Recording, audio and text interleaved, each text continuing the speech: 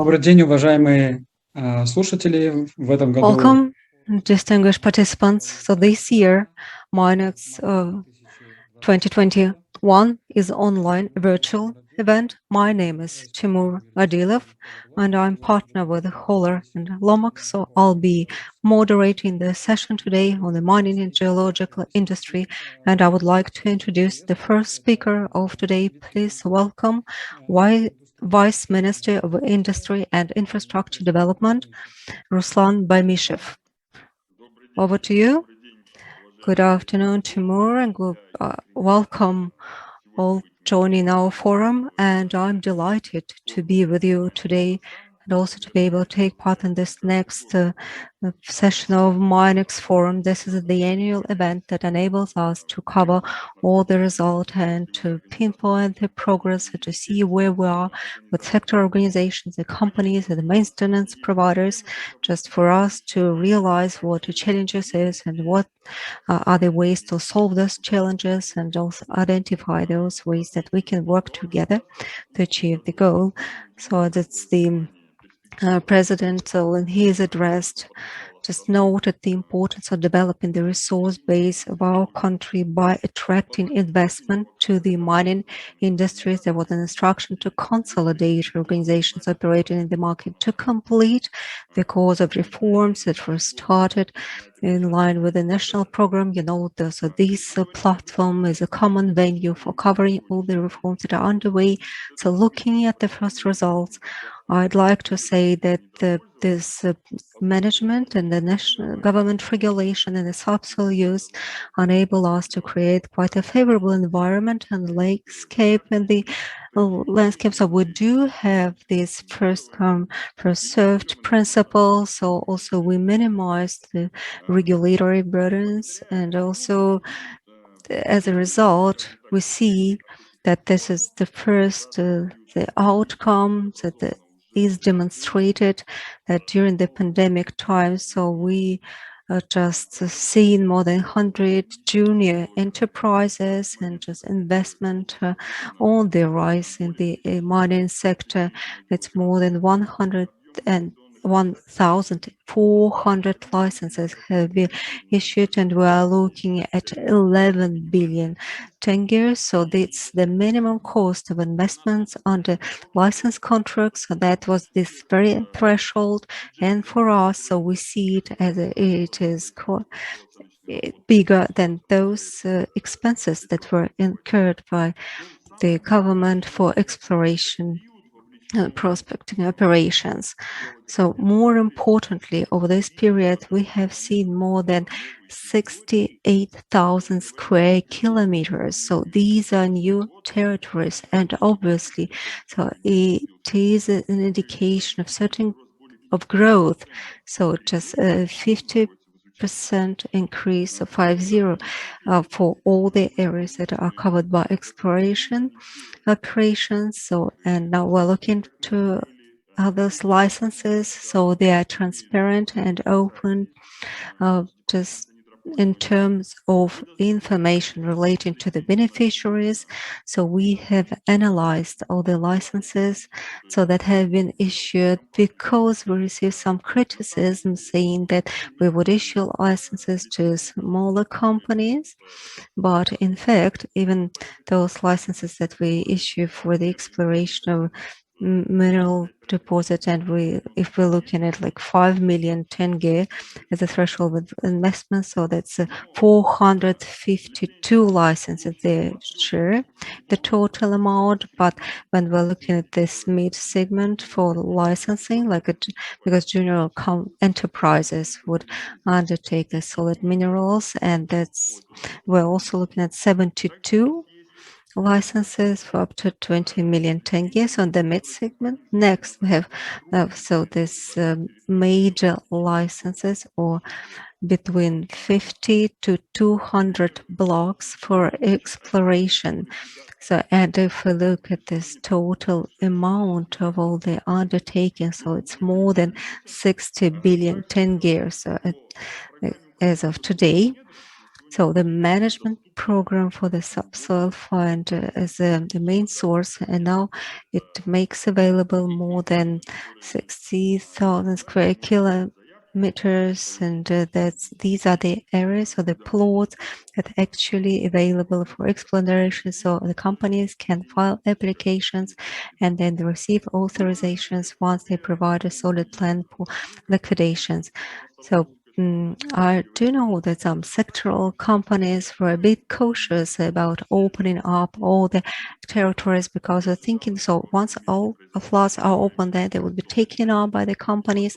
But that's not the case because we do see that these are investment applications, so it's about like just one share and percentage, a certain percentage of those plots that are covered, and we just do believe that these territories will be further included, and we will make sure that all plots are available for operations. So there's 550 contracts that are in place because they were just signed into before the code took in effect, and we maintain the conditions that are stipulated in those contracts.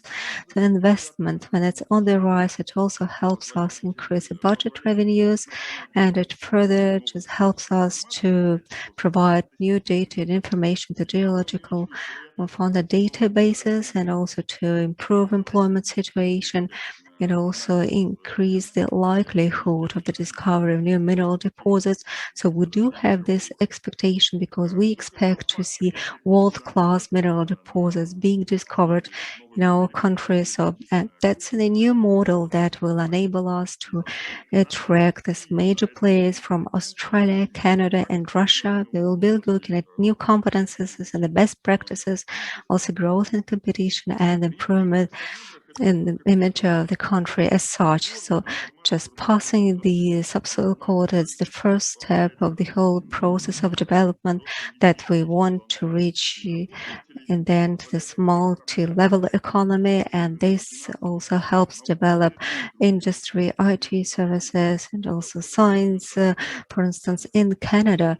So you have these shares of 500,000 people, and then more than 1,000 mining companies just registered with the stock exchange in Toronto. So we are pressed for time, and I just want now to focus on certain challenges because there are challenges, and these are due to COVID-19. So we've seen that some implementation processes have been just hampered, and then also we see this some sort of speculative sentiment in terms of issuing licenses, and not sometimes we would take just a delay in withdrawing the licenses and enabling the company to work longer on the contracts. But before we review the conditions, so obviously that just reduced the efficiency. So the another challenge was liquidations and all those measures that were supposed to be taken. But I do hope that we'll be able to overcome all these challenges in the near future. To conclude, so I'd like to say that last year we started this the third part of our national program up to 2025 for industrial development, and that program includes also certain financial incentives to build domestic enterprises and international businesses. I would like to wish you all this constructive dialogue and productive discussion. Together with my colleagues, I'll be happy to take any questions should they arise. So from year to year, I hope this dialogue will contribute to the prospective development of our sector. Thank you for listening. Thank you so much, Ruslan Rashevich. And with that, I want to give the floor to Talgat Satiev, Chairman of Geology Committee at the Ministry for Ecology, Geology and Natural Resources. So Talgat Satiev will cover these geological industry challenges, prospects, and opportunities. So the floor is yours. Esteemed colleagues, today, unfortunately, Talgat Bakhtiarovich is attending the meeting of the minister today. That's why I will make the presentation instead of him. And I am the deputy of the chairman of Geology Committee. Timur, can I continue? Yes, please, of course. It's a pity that we cannot listen to it. Good day, dear colleagues. Once again, let me greet everybody on behalf of the Committee of Geology. MINEX Forum Central Asia opens very good opportunities for cooperation, helps to increase the investment attractiveness, as Timur Baymishov said, and we already see some success in this field. I think that this is the merit of MINEX to some extent. MINEX Forum. I'll speak about the tasks and perspectives of our industry. And we plan three main tasks. First, to increase the volumes of the early stages on the prognostic and exploration works. These types of activity is the basis for the mapping of new geological maps, and also we identify promising areas with the assessment of the mineral resources of these areas, and also the follow evaluation of these deposits. The main stage of the working activities, without which we cannot attract the investments into the mining.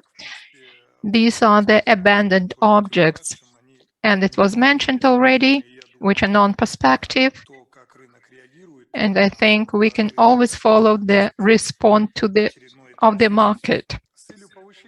To increase the exploration works and to form the sustainable supply, we developed the project. I know we have been working on this for 1.5 years already, according to the state program. So this year, this project has been transformed into the national project, where the development of mining industry is a separate discipline. And in this project, we plan some activities on regional explanation and also the research and development studies.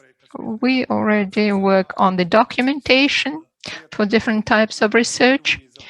And for the first time, we plan the transition from the larger scale video recording that will allow us to increase the informational content, then to identify the prospective deposits and to improve the quality of the exploration. Secondly, we work on the modern system of geological data processing and to provide the access to this information. As you mentioned, the head of the state mentioned that it's very important work for us, and they were given some orders to start the creation of the National Geological Service, and the main functions of this service will become the orientation for service provision for the investors. So we make the main focus on provision the quality storage, digitalization, and access to geological information using the modern equipment and software. We also going to make the main focus on introduction and deployment of the system of data bank of mineral resources. In general, we analyzed our previous experience. We analyzed the experience of the leading companies in United States, in UK, and it's very important to provide the complete information to all stakeholders. And the third area of our activities, the geological exploration is very complicated and expensive complex of activities, with high risk to achieve the negative results, because before they were not explored, there were no any type of deep explorations. So we can face it's rather high risk. And we refresh the information about the structure of the earth, then new ideas appear, new concepts appear, and thus we see the new justification for different types of activities. And we also work on the priorities on the research work and geological exploration, and we think it's very important to develop this area, and as a result we want to see the further depthness of the exploration and the development of the industry and sector programs and the development of the raw material sector. In the coming year, we are going to finish the modernization of the mapping schemes based on the Strana cartographic scale. This renovation will allow us to put together to align legends of different countries, including the neighboring countries. And this year we start working on the atlas of the natural deposits and minerals, which have the information about geological structure of Kazakhstan with the recommendations on exploration works of the solid deposits and solid minerals. This atlas is going to be a kind of guide for geological exploration, like we view it. And we also work now on the documents to assess the zones of collision of the East Kazakhstan on Earth rare metals. We also studied the territory of the Central Kolba and also rare metals of Kalbana-Imskaya zone. We also developed methodology of forecasts to find the rare metals and rare earth metals. As you know, dear colleagues, to involve into the mining and processing of rare metals, this year we reapproved the list of the information that should be closed.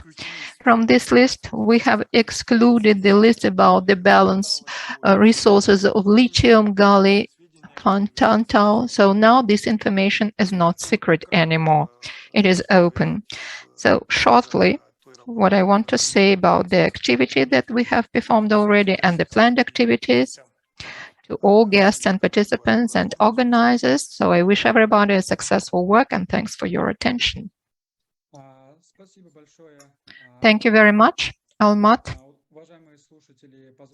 Dear participants, now I want to give the floor to Julfar Joldasov. He is the chairman of the Committee on Ecological Regulation and Control from Ministry of Ecology, Geology and Natural Resources of Kazakhstan. He will speak about the new environmental code that was approved on the 1st of July. Please. Zulfhar, the floor is yours. Good day. Good day, dear colleagues. I would like to speak about the main novelties that we see in our environmental code that was coming in force into the 1st of July this year. And it's clear that it is changed somehow the structure of regulation in general, that I would say. And today,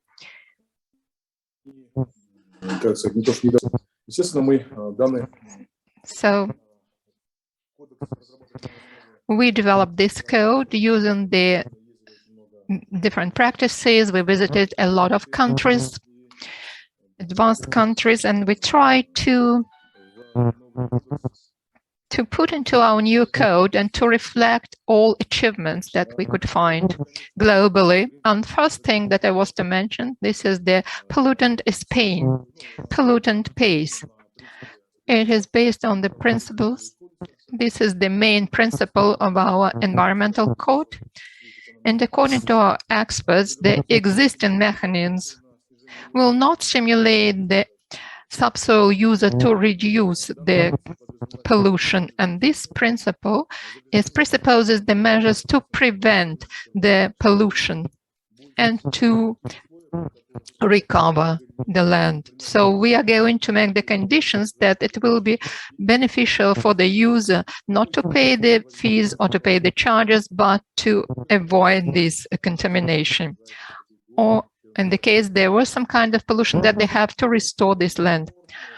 And the main reform to assess the impact on the assessment, environmental impact assessment. And we use this approach for this mechanism. We apply these principles, environmental impact assessments, to.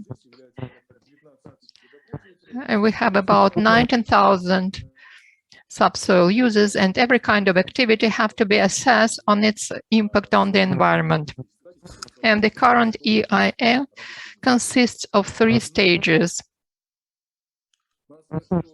I have to say that in the new environmental code, I'm sorry, and I will have to mention that the environmental impact assessment, which we currently have, it presupposes that preliminary we should have the screening where we determine the necessity to assess this impact. And this screening stage, and this is done in panel. We discuss it together. We put it in our website, and the number of state bodies and the citizens and the society can provide their recommendations and their suggestions. And this assessment of the image is not related to the draft of the construction, to the design. It's a preliminary document. So first, we have to perform this environmental impact assessment, and then we are going about the development, the further construction and design. It's a rather difficult mechanism. On Friday, we are going to speak in details how this procedure will operate, screening and the assessment, how it will be organized, and we propose you to take part actively in this meeting and to follow these hearings. We're working on the mechanisms of and the tier which we apply using the latest European experience. Now all new enterprises have to implement new projects and deploy them based on the list of technologies and technologies like the global ones, best available technologies, or the reference books that we have developed in Kazakhstan. For the existing companies, there is a certain, possibility when the existing enterprises can remain in their current position using the same technology, but their taxation will be increased in the nearest 10 years. From 25th to the year 2031, they will increase their tax payments 8 times. So they have either to choose the transition to the new technology, or if they remain at the current technologies, those who use the new technologies, they will be relieved from the taxes, and those who remain on the latest one will pay much more. Yeah, thank you very much. Thank you for your attention. So I think that our participants can look at the norms of the environmental code, first of all, on the presentation of this ministry, because just now Zulfahar said that in detail they will speak about the screening procedures and environmental impact assessment on the next meeting, and the industry will inform us about the new norms of the new environmental code. And let me now, dear participants, give the floor to Nariman Absametov. He is the deputy of the board of the national mining company Tauken Samruk.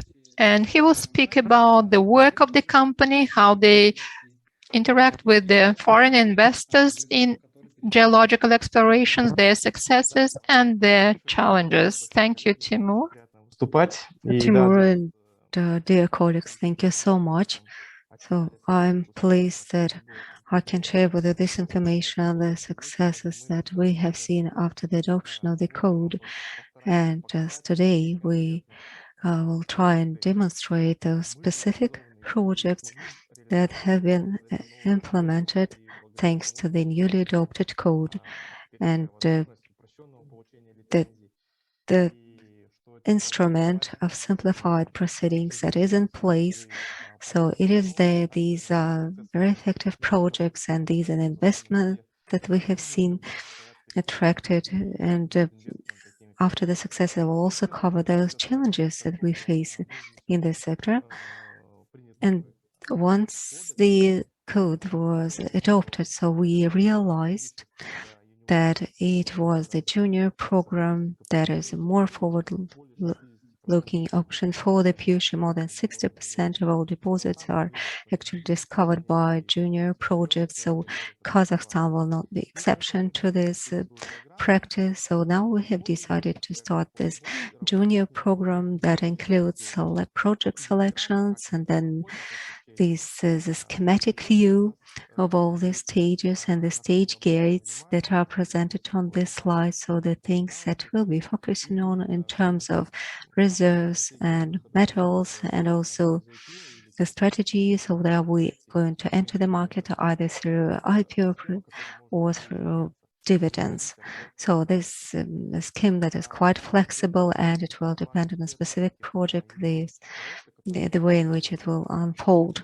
So there are two junior projects that are underway. So the first project is a joint project with Australia Discovery Ventures Kazakhstan. So this company is a truly junior company, and the founders of the company had a very expertise and experience with the discovery and deposit both in Africa and Europe. So they see the great potential. So they decided to invest and set up Discovery Ventures Kazakhstan company. So they raised money for the first stage, and then we obtained 4 licenses: Jambu, Karagansinsk, Khastan regions. Then timesheets were signed in June, and then we just started to obtain first licenses in the third and fourth quarter last year.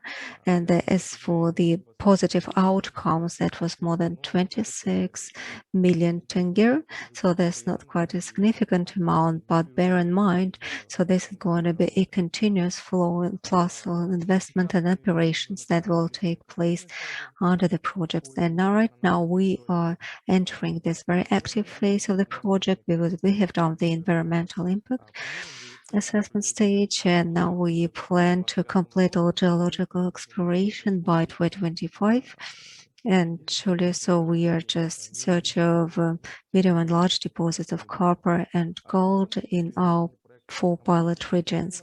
And the second project is a joint venture with SH Minerals, so that is equipped with local domestic expertise and Kazakhstan geologists, that is Kyrgyzstan region, that we've just selected one specific regions to implement this program that the last year was started, and as of today, so as I said, it is a partnership, and we have already invested more than 125 million tenge, so drilling wells, and now we just expect to discover deposits by 2025 as well. So we see that actually these are 2 very workable approaches, and obviously these junior projects will be our hope for the future in terms of promising results.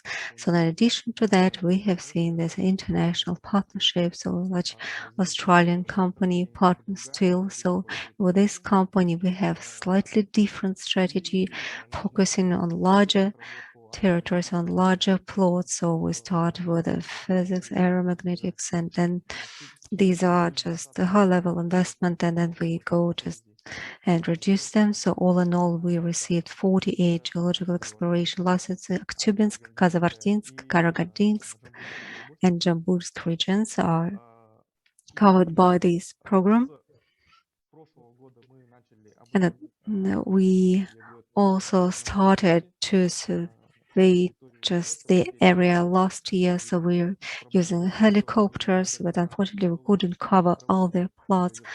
Just this is work in progress, so it has to be completed, and therefore we started the first drilling season in Karaganda in October regions. So again, this work is nearing completion, and we expect to find some significant deposit of copper by 2025 as well. Fortescue is one of the global leaders in the mining industry, so they have more than 40 billion of capitalization, obviously. So such major players, when they enter the market, we see that level of trust of international on the part of international companies towards Kazakhstan, and also those prospects and potential for world-class deposits that will be of interest to major players in the mining sectors.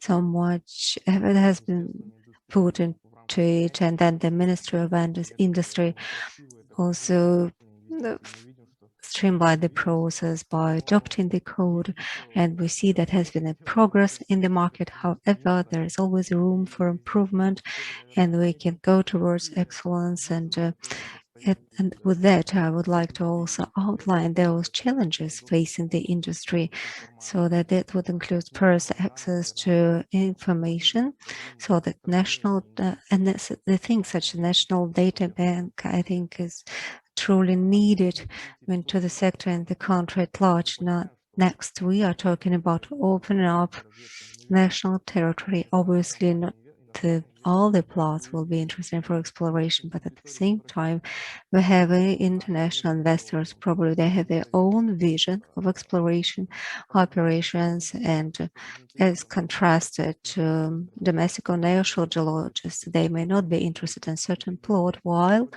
international specialists will see some potential in it, and they will want to start exploration. And we believe that we'll see more licenses and more companies will be entering to will be willing to enter the market. Next is for financial instruments. Unfortunately, this market of not that developed, so the junior exchange, I mean, there are this first attempts to set up this instrument, but it's not fully operational, not yet. So I also see some potential in this regard that can be developed.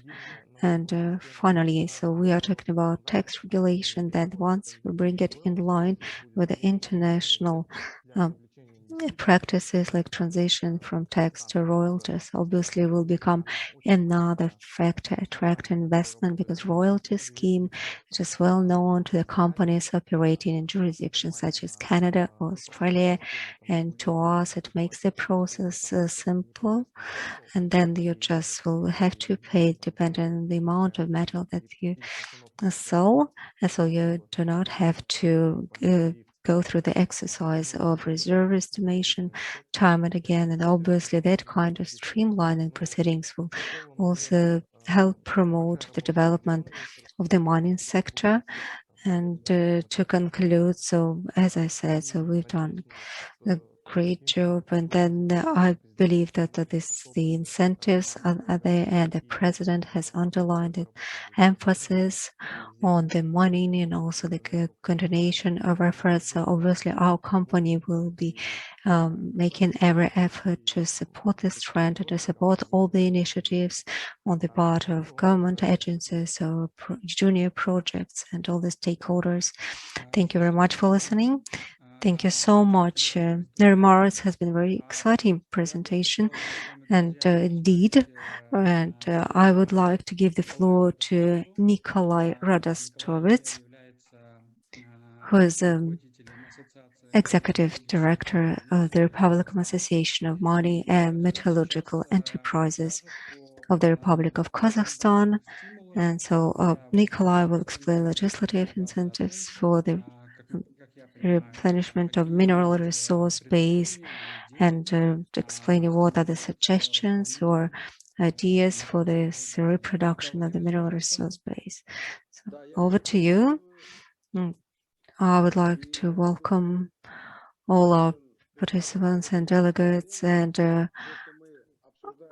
so we are just raising these topics in these turbulent times, and sharing our views is truly important as part of this breakthrough that we have seen in Kazakhstan, that is related to the subsoil code, and we obviously now see that the this sector is a major economic driver, including the financial side of it.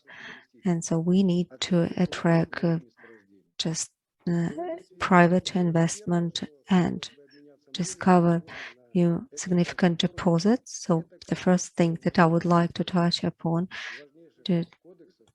within this forum is like we have the two critical codes in place. So how we can use their provisions to produce incentives for major geological companies and subsoil users of international scope so that they would be keen to invest in the mining projects. So first thing to be done is we need to provide for better coordination between all stakeholders. And we would like to see this one-stop shop mechanism to be introduced for the industry so that subsoil users could actually and could effectively use this in their interaction with all enterprises and governmental agencies that are in charge of the issuance of licenses or signing of contracts. So in this respect, so I believe we need to think about it, or probably there should be council just on a worldwide level, so that would help just accelerate the implementation of this one-stop shop mechanism, because right now it takes about a year if one party wants to amend the contract conditions and provisions, and obviously these raises serious considerations on the part of investors. Second, that's a tax on extra profit that is being contemplated. So, and we know that there are government agencies that are just entrusted with the function of regulation. So that kind of extra profit tax was abolished in Kazakhstan, and it's not a part of the all global practice, because once reinstated, it will reduce revenues in the sector. So it is our statement, or we would like to invite to just discontinue all the discussions surrounding tax regulation in the mining industry, and instead would like to see a very stable scheme for taxation purposes. Otherwise, we will not be able to attract major investments. So we see that the prices are on the rise, but probably this trend can reverse, and we do know that pricing goes through cyclical stages. Therefore, tax regulation, stable tax basis will also become a foundation, solid foundation for attracting serious investments in the sector. And I would like to agree with the one statement that we need to think about royalty mechanism and its implementation, because this seems to be quite a promising kind of tax that also functions as an incentive to the industry at large. Next, so we need to think about making our industry and sector more transparent to government agencies and financial institutions, so that they could place their trust with our operators, so they would trust the assessment and the expert evaluations, so that would make them move away from just retaining or this current mechanism, the mechanism of regulation that we see needs to be updated, and we believe that this will be changed and approved. And third aspect, so lots of waste now we have in Kazakhstan, so the storage places, and again, traditionally, so the government agency could look at it and also provide incentives for recycling. And this is something that we could think about together. Probably this finance burden can be reduced and some minimal tariffs should be set for recycling and waste disposal initiatives. So I believe this forum will help us to answer those questions that will be raised. I would like to thank Mr. Redovtsev for the very constructive suggestions. And so next speaker will be myself. My name is Timur Adilov. I'm partner with Holler Lomox. And so the topic of my presentation includes challenges facing the industry and also projects to be completed. Okay. We are consultants of a lot of mining companies, and we know the problems, as I may say, from the first hand. We face these problems, we work with these directly, and I tried somehow to sum up the presentations of the previous speakers. Maybe I'll add something to their presentations. I think that before I'll speak about what should be completed in our reform of legislation in the mining industry, I think first of all we have to look at the history. The reform itself was started in 2013 and the code was approved in the end of 2017. It was put into force in the middle of 2018, so it was quite an intensive work and rather long work, I would say. We discussed everything thoroughly because we needed to restructure the whole legislation that was based mainly on the Soviet, so-called Soviet approach and planned economy. So reform has a very serious support, political support. I would say there was a secession that we can see, because when we started to work on this reform and when we approved this code, four vice ministers has been changed, 3 ministers, 2 prime minister. Despite of this, we continue with the reform, and it was completed as we viewed in the very beginning, and it was supported at this time by the head of the state and the current head of the state, of the president of Kazakhstan, Kadymat Tokayev, reminded this is a political platform which is based on the points 74 and 75 of the nation plan and has to be completed.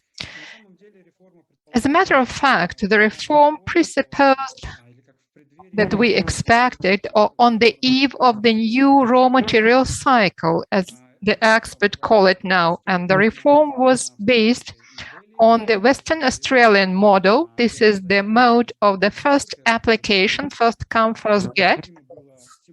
First received, we have to stimulate the geological exploration and to relieve it from all non-profile obligations, starting from working with the main resources, with the obligations on social payments, on training, education, financing of the science. So we have to focus all the funds of geological exploration companies and all investors on the exploration and evaluation of the new deposits. And another important thing about the reform was that to the large extent, we strengthened the law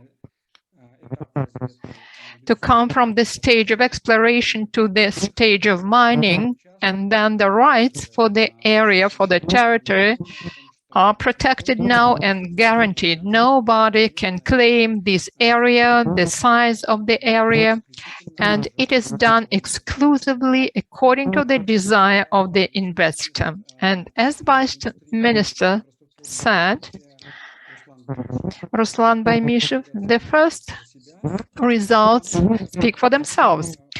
I think the most important factor of strengthening or activization of geological exploration in Kazakhstan is, first of all, is the great demand, very high demand for geologists, for the experts. I would say that now that we feel this lack of specialists, and it is shown that their salaries rapidly increase, they grow very quickly, and there is a kind of struggle, a fight for the high qualified specialists. There are a lot of junior companies. We see dozens of junior companies and service companies, drilling companies, consulting companies that operate in this area, those who work with the documents. And of course, all these prove that there is a good trend on the market, and we see and the growth in the market.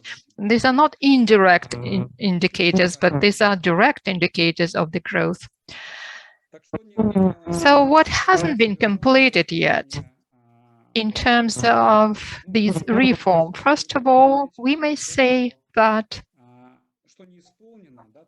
what hasn't been implemented on the executive level, we have already the norms, we have the regulations, but it doesn't exist in reality. I would say that the state regulation and management is still unchanged. This is a fact.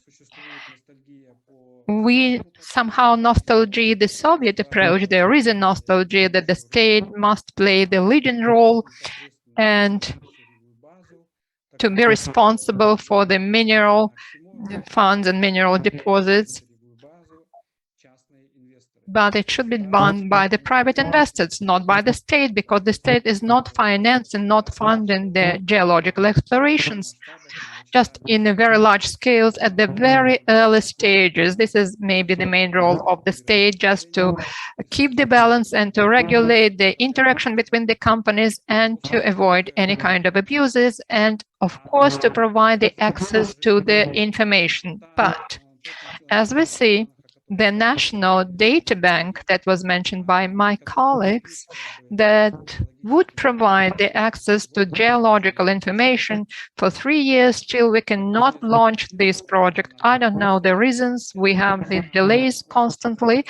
And of course, we are disappointed with this fact because without this information, we see a lot of different speculations, non-transparency in this area, and the industry, of course, is waiting for this national data bank.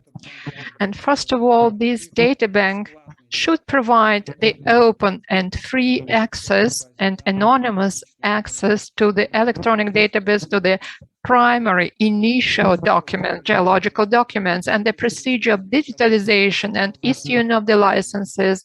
We have to see, and without this openness, there are absence of transparency in this respect causes a lot of questions. Like, for instance, this mode first come, first receive is not observed. Unfortunately, the territory of Kazakhstan Republic, which is not limited for the exploration, geological is not still open for the applications, but we hope that the government will open the whole territory, and this regime of the first application of the first step of nation plan will be implemented because of this not openness of the territory, and that reform is not still implemented. Some investors are waiting for the license for more than 1 year. First, they ask to be included into this, mode, first come, first get, and then they apply for the license. And the timelines that were stated from the very beginning, that were declared initially, they are not observed. This is 15 days for the license. They are not observed for many territories. And the standards of reporting about the results of geological exploration and resources of minerals and solid minerals, unfortunately, they are not widely applied. We still use the Soviet system of reporting, or based on the Soviet system of reporting, of the standards and deposits classification. And because of this, we see these two parallel worlds of reporting on resources. Banks and financial institutions do not rely on this system, and this is one of the comments of the heads of the banks, of the private bank in Kazakhstan, that cannot assess the deposit and to take the land according to the system of National Reserves Committee of the Federal Subsoil Management, because deposits for this lending, they should be fought only according to international standards, the risk templates. What we haven't been done on the level of legislation. First of all, we have to speak about the stage of the industrial mining causes a lot of abuses and misuses, and I think that is mainly caused by the shifts. This is stage of giving the license for the mining works at the very early stage, when it cannot be proved that the considerable mineralization has been identified on the category 3 or indicated. And it's enough to issue the license for the mining, and no need to get any other permits. The subsoil user can do it themselves, either for the experience, for their own works, or for the commercial application. Still, what hasn't been fulfilled or requires some development, this is a tax legislation. Unfortunately, incentives for geological exploration, as it was mentioned by Nariman and Nikolai Vladimirovich, incentives for geological exploration in terms of taxation, they do not exist. And in this respect, we have to study international experience and to have these incentives to make our taxation more attractive. Our taxes are not adapted, and administration of the taxation, and they're not adapted because of this old-fashioned system on the stage of mining.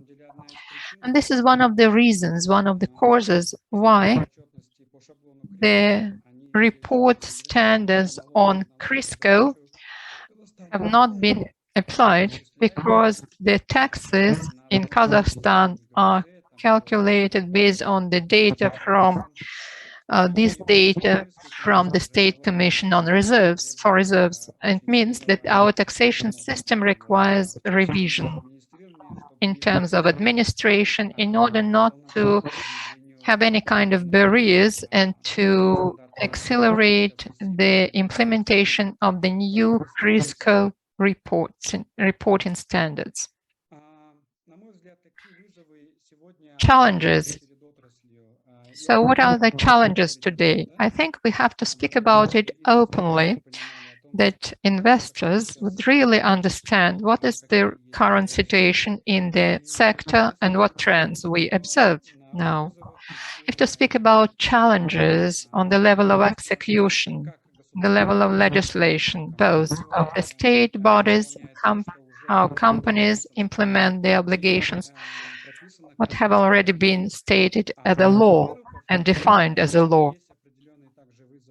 There are some challenges in terms of the structure of the executive bodies. First of all, this is the competition and, fragmentarity of profile ministries and institutions. You understand that they have different responsibilities. The main function of geological department to provide the information about resources of the country and not being involved in supplies to the mineral funds, and the profile ministries of the industry and geological institutions, they compete with each other. They compete for the investors, and they have different subordinate organizations, and they somehow duplicate their functions. Unfortunately, the geological Minister of Geology still uses this statement as attracting investments, although the main goal of the activity is to provide access to geological information. And they are responsible for geological infrastructure, national database with the initial documents, launching of kernel storages, and these tasks, operation with the investments and regulation in the field of subsoil management, this is the responsibility of Ministry of Industry, So I think they have not to duplicate each other because the Ministry of Geology is a kind of auxiliary instrument to the mining sector. Deficiency of the professionals in state borders. Unfortunately, this is called this kind of deletion of institutional memories, secession in the policy. We have less and less people in state borders who took part in the reform, those who implemented the reform, those who were responsible for its continuation. Of course, we have to educate and to train new people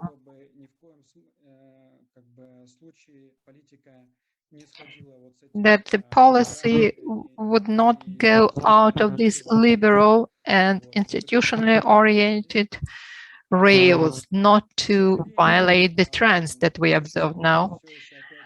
We still see a kind of populism, policy of economic nationalism. What I'm talking about the things that we need to increase the local services and activities. What we see that the rules that we use now that exist everywhere, the methods that are chosen traditionally by the government, it's a kind of enforcement using the legislation. This is not the kind of approach that we should apply. And populism also, what we may call populism, to use the certain principles that existed in the Soviet times, like we need to control the subsoil uses. But as a matter of fact, this principle never exists and doesn't exist anywhere apart from the countries of the former USSR. But such trends, unfortunately, are observed in reality, and it can impact the investment climate. The next challenges that we see, these are, we observe a kind of uncertainty or hesitance towards the violators of the license conditions. There are some trends when companies have a lot of different licenses and they do not implement their applications. And those investors who want to come to the market, those who are waiting for the licenses, they're still outside the boards. And somehow we stimulate unfavorable or misbehavior, this type of hesitant or uncertainty towards the violators of the, certain conditions stated in the license, and somehow it is impact the low circulation of the areas exploration. It means that the company, when they obtain the license, they invest and they actively work. If you don't do anything, then you have to leave the place. But we have to increase the intensity in geological exploration. But when the company does nothing, it means that they behave in such a way. And those investors who have money, who want to invest into the geological exploration, they cannot do it because this area is already occupied, or they have to pay very high money to have this territory. So next slide, please. Challenges on the level, not on the implementation, but on the level of the legal initiatives. This license system, Australian one that was introduced, Australian system, it's rather fragile. This is not contract system. These are law, law interactions or legal interactions when the main impacts or behavior under certain circumstances depends on the state and norms which are mandatory and must be applicable to the subsoil users. First challenge, these are initiatives on introduction of the export customs fees or increasing the rates of mineral extraction tax, and of course it impacts investment climate because not a single company will not perform the geological exploration just for it, for the sake of exploration. They want to be profitable, of course. If the situation with the tax will worsen, there will be no sense to perform any kind of geological exploration. And some of the deposits, especially poor deposits, but still deposits, will be not explored, there will be no new employments, no new taxes, tax payment, no new projects. Then the problem with we are now discussing the legislation initiatives that the mapping and the formation of the maps should be given to those who come first, not from the industry ministry, but to geological ministry, because they accumulated the whole information, so it will only increase the bureaucracy. But these functions on the information of this data should be given to those who we don't need to renew this database only in case that we change the territories of the national parks or the natural reserves. Otherwise, there will no need to reapprove this map, first come, first receive. We also discussed the corrections or amendments to the prolongation of the priority right of the national companies. It means that this right to obtain the areas without the map, first come, first receive, it comes into the conflict and it contradicts to the initial idea of the reform that the whole territory of Kazakhstan will be covered by the principle first application. If we'll not do it, then the territory of Kazakhstan will not be open completely, and the investment community waits for this. Then another challenge is to give the initiative of control functions to the Geological Ministry. Geological Ministry never performs the control on subsoil users. They do not control the order of performing the geological exploration or any kind of mining activities or mining works, whether they are performed correctly.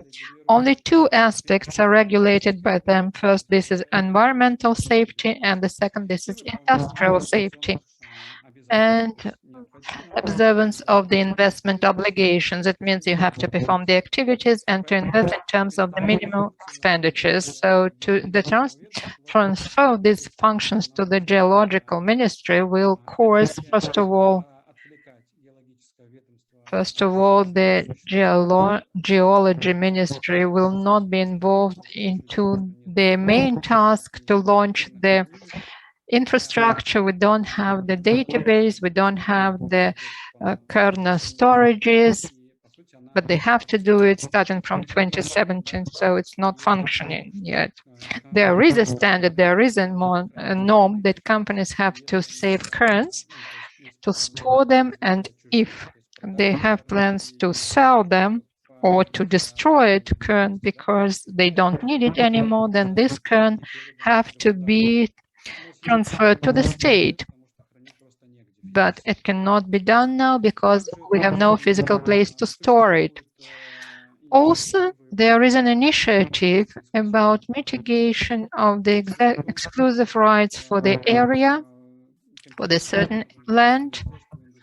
It means the Ministry of Industry may have this function somehow to reduce or to reduce the territory of the area or to give the rights to the third parties on the same land. Of course, it will also impact the reform and may frighten the investors, to my understanding. And I would recommend to think about it, first of all.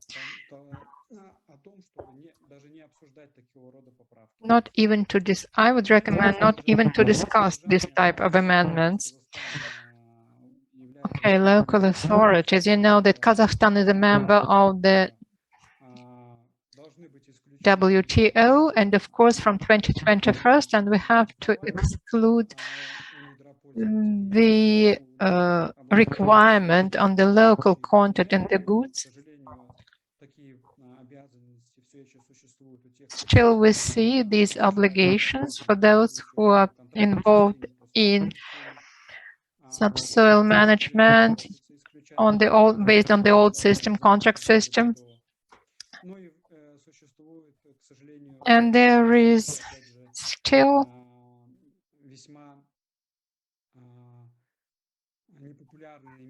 non-popular measure that some contracts must be signed on supplies to increase the local content.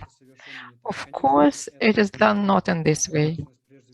And this is the responsibility of the local authorities, that investors would attract the local citizens, but it shouldn't be enforced in legislation, because the approach that existed for the last 10, 12 years, it didn't work. In this respect, we don't see any kind of results, because unfortunately the manufacturing of the goods,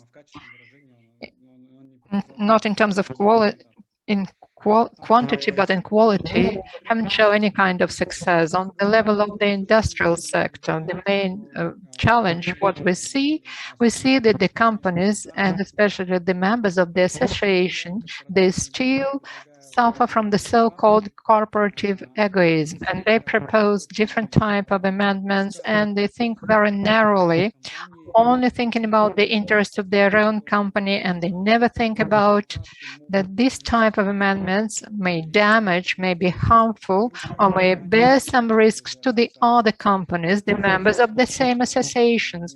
In this respect, I think it's important to strengthen the certain selectivity of these amendments. And this is the responsibility of association to filter somehow them and to make more balanced proposals and amendments.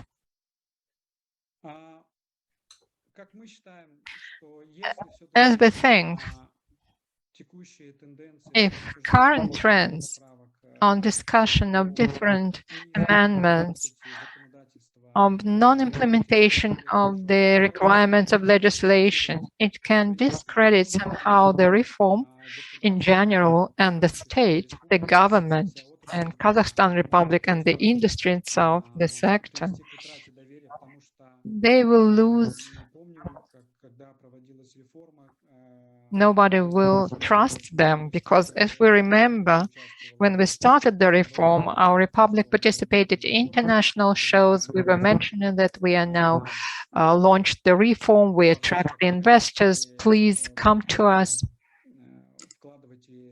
invest make investments into the exploration works, into the mining, but 3-4 years after, if we'll approve these amendments, which come in contradiction with what have been said, then the trust will be lost. We see the worsening of the investment climate, and we will not take the 24th line or 24th position as the investment interaction according to phrases ranking, and the activity of the exploration again will go down, the investments will go down on all levels and will impact the interests of the service companies, which depends to a great extent from the investments. And of course, we see the reduction of the employment places, and the country will lose the opportunity to supply, the minerals on the eve of the new mineral cycle, when the prices are attractive, when it is profitable to invest into the explorations, to different deposits, to different minerals on different territories, because the price, as a matter of fact, in the end, when we start mining, allow us to do the explorations, and a lot of, enterprises become profitable only according to these circumstances, and these amendments will be improved. Of course, it will impact the investment climate, and the country will lose their opportunity to supply to the mineral funds. And these, amendments, they come from the associations or initiated by other organizations, and those who are submitted to the hearings, if they're going to be without any kind of system. And we see a lot of contradictory norms and interpretations when we'll not observe these legal succession, when we have to interpret the certain norms and requirements in the same way. So this absence of system, that was the weakness of the previous law and the previous reforms, and that will cause the law risks that will cause in its turn the investment problems.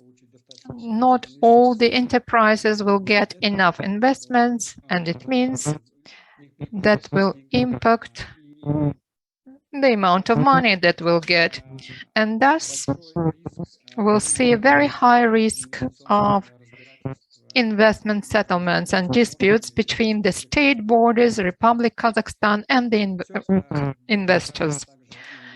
And of course, it will also be impact on the losses, because the companies will need to spend money on consultants, on the disputes, unnecessary disputes.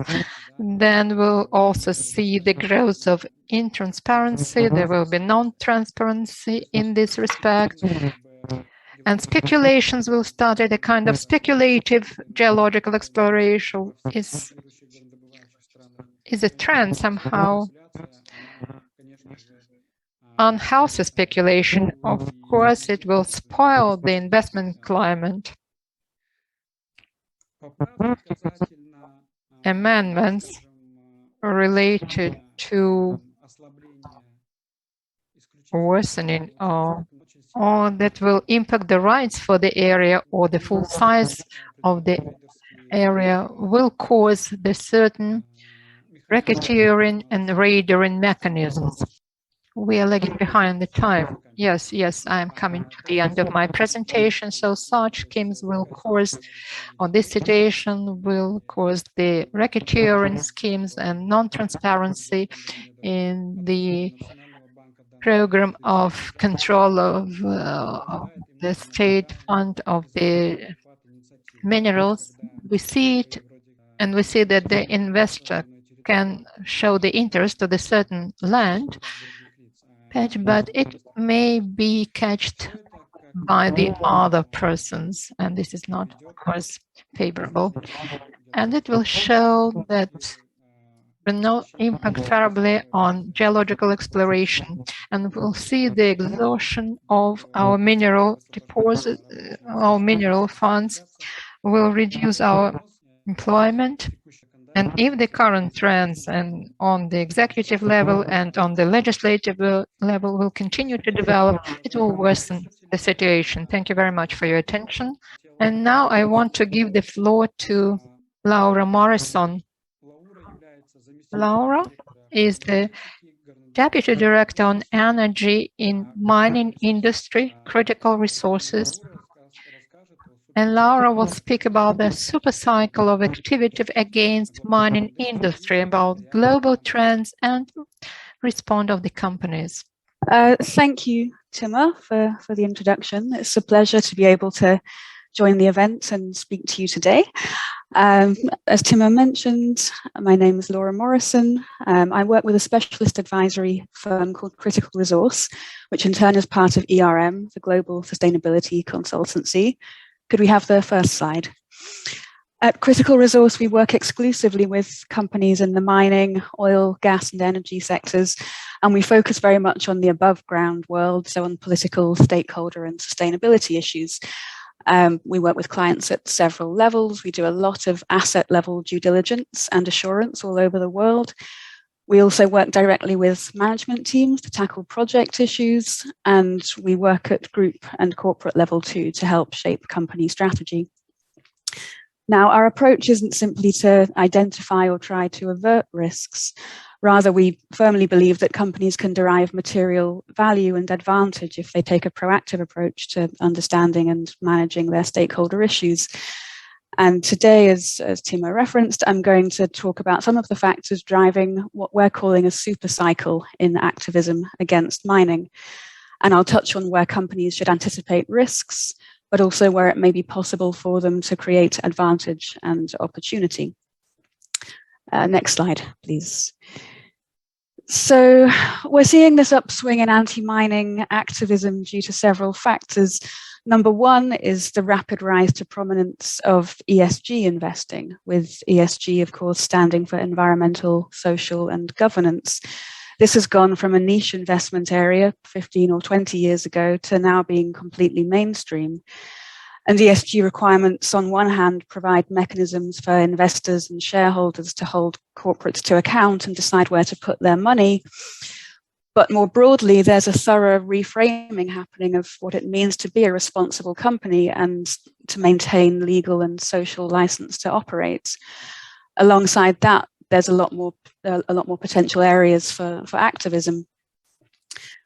And what we see happening, I think, is a shift to a rights-based approach, whereby from the very start of a project, a company is expected to proactively demonstrate their respect for a wide range of rights. Externally, these can include environmental, economic, or cultural rights, plus human rights all along the supply chain. But there's also more scrutiny on what previously have been internal matters. So on things like workplace culture, workforce conditions that go beyond headline health and safety and encompass factors like inclusion and mental well-being. Both at Critical Resource and more widely in ERM, we're increasingly being asked to help boards and management teams understand the ESG landscape and how it's evolving. We're being brought in at ever earlier stages of projects to help companies scan all their potential issues and make plans for them. And I think it's interesting that we've seen several projects that had been given board approval before the COVID-19 pandemic being pulled back and reassessed now against much more rigorous ESG criteria. The second main factor that's opening up mining to more activist attention is the transition to renewable energies. And obviously, as other speakers have said, it's a transition that we all believe will see a growth in demand for the minerals integral to that technology. But there can't be any assumption made that a green end use gives additional justification to the business of mining the inputs. From what we're seeing, a commodity being a transition mineral doesn't necessarily moderate local opposition. And in fact, one of the most challenging stakeholder contexts that we've seen recently in Europe has been around an underground lithium operation, for example. In terms of broader NGO and activist scrutiny, the position seems to almost be that inputs to the renewable supply chain need to be additionally sustainable. Activists, I think, are really struggling to reconcile the need for non-renewable inputs into the generation of clean energy. We see Amnesty International this year and last year, an NGO that previously ran very high-profile campaigns on Congolese cobalt mining, turning its attention to lithium-ion battery supply chains. And we've also seen international NGOs this year calling for recycling to displace some primary extraction. Also within this energy theme, the other key aspect really is around companies' own carbon footprints. Climate impacts are visible, climate concern is growing, net zero is a mainstream agenda, and we do expect to see more and more scrutiny of the energy use of mining operations, as well as scrutiny of their plans for emissions reduction. The third factor I'll touch on is a rise in consumer awareness of the origins and the impacts of consumer goods. And sometimes the reasoning behind these campaigns can be quite indirect. For instance, social media companies are being criticized currently for everything from users' mental health problems to their impact on Western democracy. But wrapped up in this backlash is scrutiny of the raw minerals needed for smartphones and connectivity. There's a tech activist in the United States who recently told his audience, and I'll quote directly, that mining operations the world over are integral to the devices we take for granted, but they are also linked to pollutants, labor troubles, kidnapping, smuggling, and even violent conflict. Now, whether this is fair or not, there's a global audience being made aware of these perceived associations, and there are big name companies involved who are very concerned about protecting their brands. Next slide, please. Thank you. So if we look at some of the factors I've just talked through, the risk implications are becoming evident already. ESG standards mean that the bar for accessing finance and accessing markets is rising. Some factors in Kazakhstan may draw particular attention. ESG ratings agencies, for example, have a blanket approach often to assessing factors like water stress in Kazakhstan, which may not reflect the nuance of what an individual company is actually doing. And areas like that could merit additional investor engagement. And it may be hard for Kazakh operations to improve performance in some quite important areas, such as energy profile. It's also going to be the case that some of the old tools used by companies work less well now in heading off criticism. For example, using job creation to cement local credibility becomes harder when more is automated and more is digitized. So companies will need to look for more creative ways of making tangible long-term contributions. And overall, in this climate, companies just need to stay aware of the potential for consumer or NGO-led campaigns to bubble up around different issues and to draw them in directly and require responses. So, as I said at the beginning, there are lots of challenges here, but looked at in the right way, there are also opportunities for companies to create value. At a fundamental level, ESG frameworks now give you a plan for a really comprehensive approach to risk management right from the start. And there's a logic too to companies engaging more with the actors involved, so engaging with the ESG ratings agencies, but also with NGOs and the media. I think the discourse does need more nuance, it needs more mutual understanding and better technical awareness on the parts of people doing the scrutiny. But there's a more radical way forward too, which is to see ESG credentials as legitimate grounds for competition. And in time, it may be that business models are increasingly adapted to do this. This could involve, for example, shifting commodity profiles more towards transition minerals, and on top of that, maybe high grading the assets that deliver the strongest ESG credentials. So selecting for the lowest water use, for the lowest carbon emissions. Certification and traceability schemes can be used more.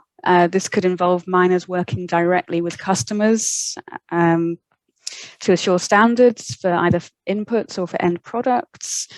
And there may be opportunity for a fair trade type approach where miners commit to working in specific ways with their local economies. Plus, in some cases, there will be value in considering how viable it is to recover and recycle some minerals, particularly if this is going to be a big area of NGO focus. Final slide, please.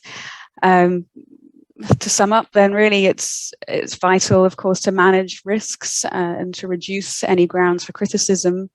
But we definitely see space to think in terms of proactive, strategic differentiation in the face of this agenda. The ESG and climate-driven agenda may be more pronounced in some markets than others, but we certainly don't see it going away. So I hope that provides some food for thoughts. Our mining team, I know, would love to hear from you, love to hear your views, and love to talk about how we can support your companies with some of these issues. So please do get in touch. Thank you.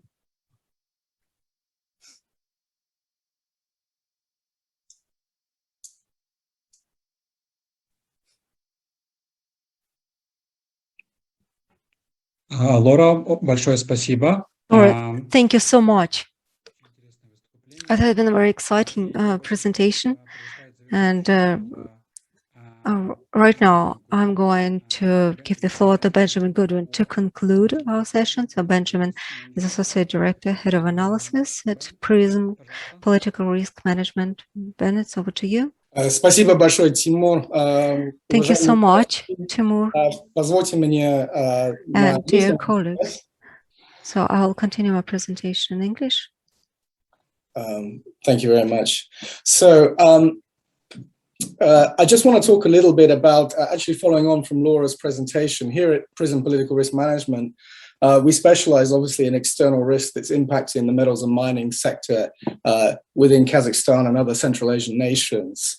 And as Laura actually just set out, there is a major move towards ESG investing and decarbonization. And I would like to share with you a couple of observations that we have seen over the last couple of years that both portfolio investors and direct investors that are looking at Kazakhstan are paying attention to. And some of the areas where we've seen real progress within Kazakhstan, and other areas where there needs to be more work. Certainly in terms of challenges for the mining industry in terms of maintaining competitiveness, we've noticed two major trends: decarbonization and the move to ESG. Now, I know you have a session on decarbonization later on, so I'll focus on ESG. As Laura set out, there's a big move to ESG or impact investing. We've seen the growth of the decarbonization agenda. We've just had the IPCC report in August, which is really accelerating that. And another aspect has been COVID-19. COVID-19 is, in the first instance, focused attention on human development and issues of equity and social welfare. And this is particularly important in Kazakhstan because COVID-19 has had quite a heavy impact on the economy, although the recovery is starting to look good. But there are other exogenous factors such as inflation, particularly rising staple goods prices, food prices.